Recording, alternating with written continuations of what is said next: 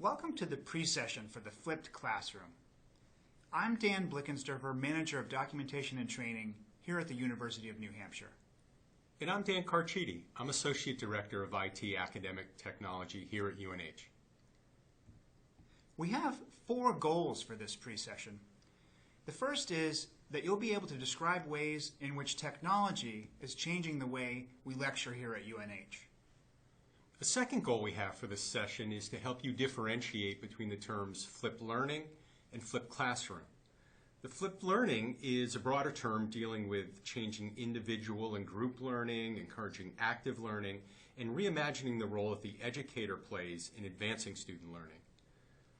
We will also examine as another goal what is commonly seen are the benefits and challenges of flipping your class. And finally, you'll be able to describe varied flipped classroom approaches, such as problem-based learning, for flipping your own class. As part of our work in academic technology supporting Tegrity lecture capture here on campus, we've seen many examples of instructors using video to support flipped classroom-like activities. Sometimes this is as simple as recording and providing a lecture to students in Blackboard to make up for a snow day. Other instructors have used video lectures to help students who need additional practice with difficult material outside of class. One advantage of video is that students can view and review the lecture at their own pace, speeding up and slowing down as needed. Still, other instructors have recorded lectures while traveling for conferences or to make up for classes lost due to illness. Thinking about using video outside of class in these ways can be a kind of gateway to the flipped classroom. So Dan spoke about varied ways that technology and video capture is enabling the flipped classroom. One of the important points we want to point out is trying to understand the differences between the broader term flipped learning and more narrowly how we define the flipped classroom. The Flipped Learning Network, a group of educators that work across K-12 and higher education, with a mission of providing educators with the knowledge, skills, and resources to successfully implement flipped learning, have advanced a definition of flipped learning that we've provided here. The idea is that it focuses on direct instruction, moving from a group learning space that we've typically had to an individual learning space. And the group learning is transformed to be much more active and dynamic for students in the class. This changes the way that the educator approaches the classroom, really guiding students to apply and engage creatively in the subject matter. The Flipped Learning Network has advanced 4 pillars to help define flipped learning. And these are the flexible environment, learning culture, intentional content, and the professional educator. So let's kind of walk through what those are. First of all, the flexible environment. Flipped learning allows for a variety of learning modes that offers educators allows them to physically rearrange the learning spaces to accommodate a lesson or unit, to support group work or independent study. Educators who flip classes are believed to be flexible in their expectations of student timelines for learning and their assessments of student learning. The second pillar, learning culture, really looks at the traditional teacher-centered model and kind of turns it on its head.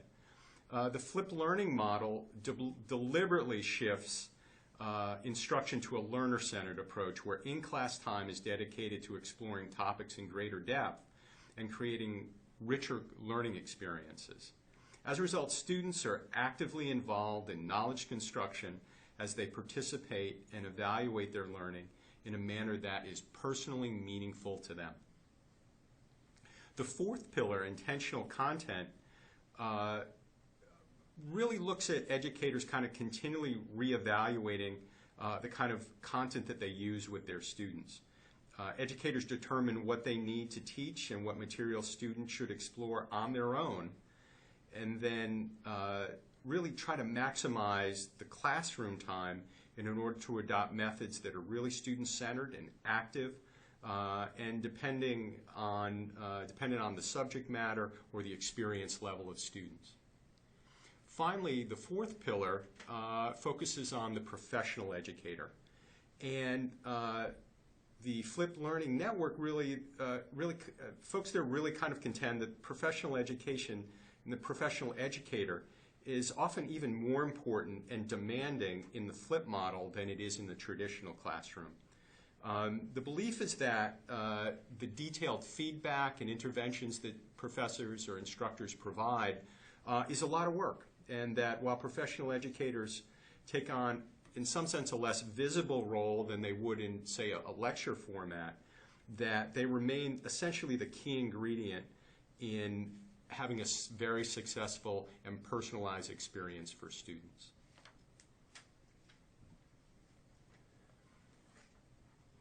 So, what's the flipped classroom? There is no accepted definition of what the flipped classroom is, but we can provide a kind of working definition for our session. And the idea is that the flipped classroom refers to the inversion of traditional teaching methods, that is, delivering instruction online, outside of the classroom, and moving homework, and here I use homework in quotes, into the classroom. So let's walk through an example to illustrate the idea, and it's presented in the graphic on the screen. In the older, more traditional model, students, before coming to class, will read over materials. This might be assigned readings or other work that they might do to prep for the class. And then during class, students listen to a lecture. The professor will, as we, I think, are all familiar, use various technologies or the blackboard or other things to present the lecture. And then after class, students will do the homework. And they'll do this typically individually, or if the assignment warrants, work with other students to do the homework. In a flipped classroom, that model is really inverted. So before class, students complete interactive learning modules. These are often online and may include rich media or video. And there'll be some sort of preparation that they'll need to do that the instructor prepares for them to ensure they get the most out of that experience. During class, students will practice applying key concepts with guidance from the instructor or their peers, and they'll get immediate feedback on that to keep them on track. After class, students will check their understanding with an online quiz or other sort of assessment technique to try to extend their learning to more complex tasks.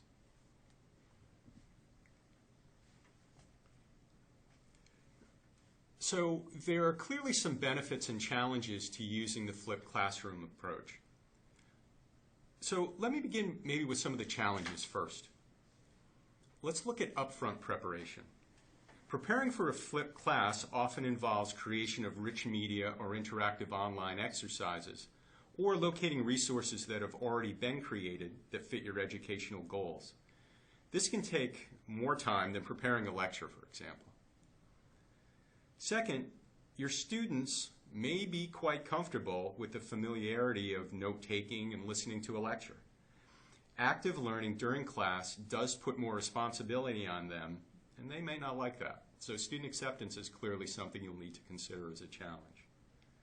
Finally, classroom spaces may not always accommodate the types of active learning you envision for the face-to-face portion of your flipped classroom. You will often need to plan extensively to make your instructional approach work. And so in further sessions that we'll have during FITCI, we can talk about some of the ways of trying to minimize some of the classroom spaces that may not necessarily fit your approach. But given these challenges, there are a lot of benefits, and here are some. First, the flipped model places more responsibility on the student to prepare effectively for class and take the initiative during class to work collaboratively or individually. This model, at sort of a meta level, is the type of responsibility that we would expect that they develop as mature learners. Next, the flipped classroom, if done well, can foster greater collaboration among students and between the instructor and individual students, because the instructor is there guiding students along the way and their peers are engaged in active learning. Third, this model can offer more flexibility, particularly if students have the latitude to explore videos, related resources, or assessments at times that work best for them. In the case of videos, they can explore them as often as they need to in order to understand a concept. Next, the flipped model may provide some efficiencies for the instructor, as they might point students to a video or other rich media online resources that provide conceptual understanding that free them to work with students individually or in groups. Once the upfront preparation of these resources has been done, and unlike the live lecture, there's no time devoted to delivery, just keeping the materials up to date.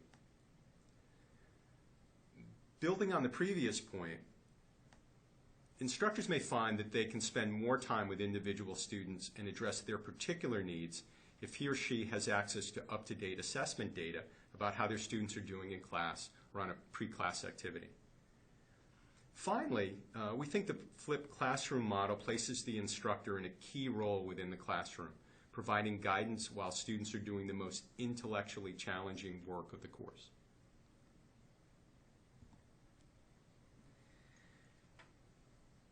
In the traditional flipped classroom approach, as described by Bergman and Sams, the following basic process is what's in play. Before class, the instructor records a video lecture, for example, a screencast of them lecturing over their own slides and other material. The instructor then makes this lecture available online, along with information about viewing it effectively before class. During class, the instructor spends 10 minutes or so in a class discussion about the video, answering student questions that have come up, and so on. The remainder of the class time is then used to work through what is traditionally known as homework. One advantage to this is being present as the instructor at a time when students are most likely to have questions about the material. Building on that traditional flipped classroom approach, there are many other options to more actively engage students in their own learning during class time when you flip your class. During class, you can create active learning activities where students participate in a debate, in teams. They might solve particular problems individually or in groups, present student projects and peer review each other's work, discuss examples or case studies, and you can provide problem-based learning opportunities, which we'll get into in the next slide. Demonstrate key concepts, work through problem sets, i.e. homework, and so on. So let's take problem-based learning as the example of something you might do in your flipped classroom.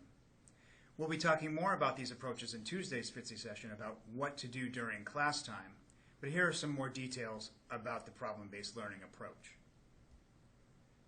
Problem-based learning, or PBL, centers on the student to use the experience of problem solving to drive student learning.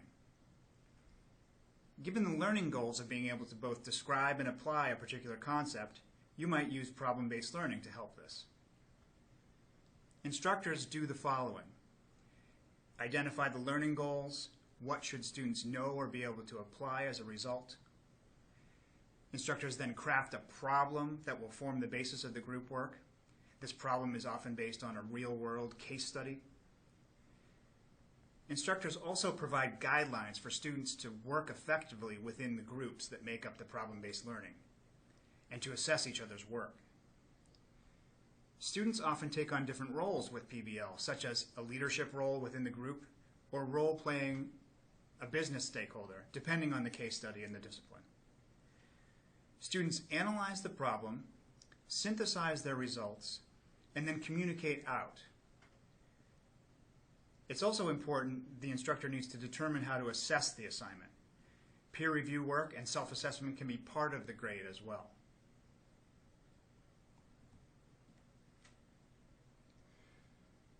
So how do you get started?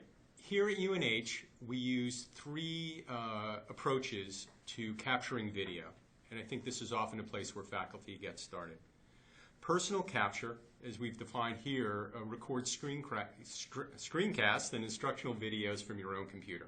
And that's built into your laptop. So most of you will have that capacity built into the machines that you have that you're using for FITCI.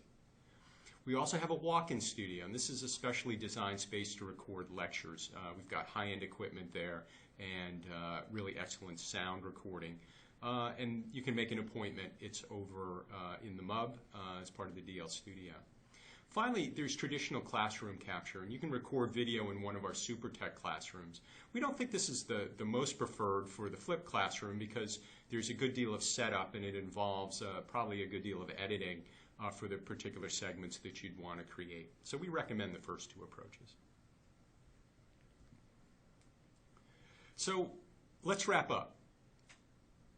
In getting ready for the face-to-face portion, we're going to ask you to do three things. First, review your instructional challenge. Make sure you're clear on it, and it may be morphing a little bit from when you first submitted it. But review that prior to the face-to-face session we're going to have. Also, consider the scope of your content. In thinking about the flip, how your students apply the material, how the instructional approach that you think might be most advantageous will be applied. Perhaps you'll use peer instruction.